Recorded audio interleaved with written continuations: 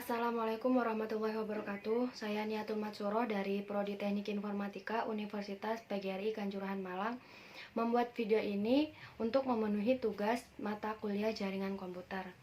Oke, langsung saja ke topik. Yang pertama saya akan membahas bandwidth. Apa itu bandwidth? Bandwidth adalah kapasitas maksimal dari suatu data yang dapat digunakan untuk mengirim data tertentu dalam hitungan detik. Nah, bandwidth juga dapat dihubungkan dengan kabel Ethernet.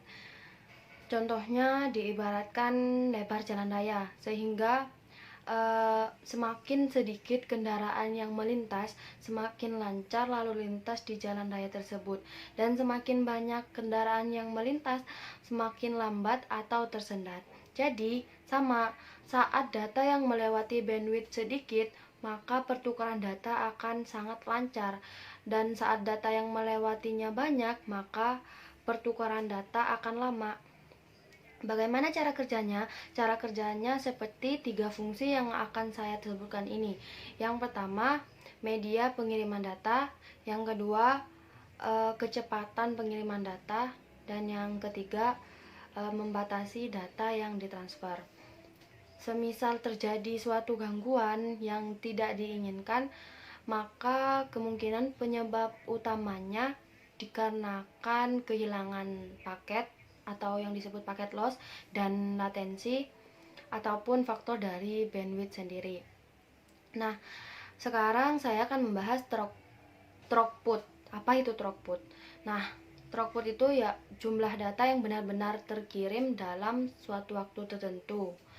Ibaratkan jalan tol dan mobil, jika maksimal 30 mobil yang bisa melewati jalan tol dalam waktu 1 detik, maka bandwidth jalan tol tersebut adalah 30 mobil. Selanjutnya, latensi.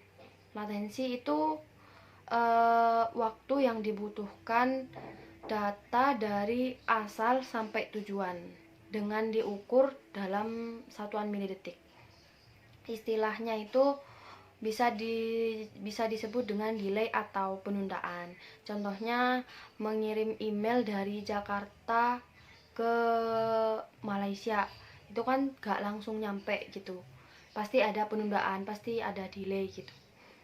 Tapi waktunya itu hanya paling gak sepermilidetik gitu. Akan tetapi jika latensi sampai hitungan detik, maka ini sudah termasuk high latency. Nah, ada 7 penyebab utama dari latensi. Yang pertama, media transmisi. Nah, yang kedua, propagasi. Yang ketiga, router. Yang keempat, stroke delay. Yang kelima, gangguan frekuensi radio.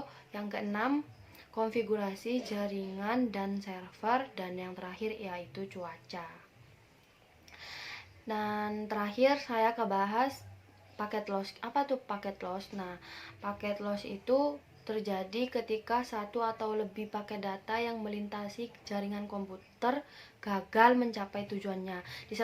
Disebabkan oleh apa?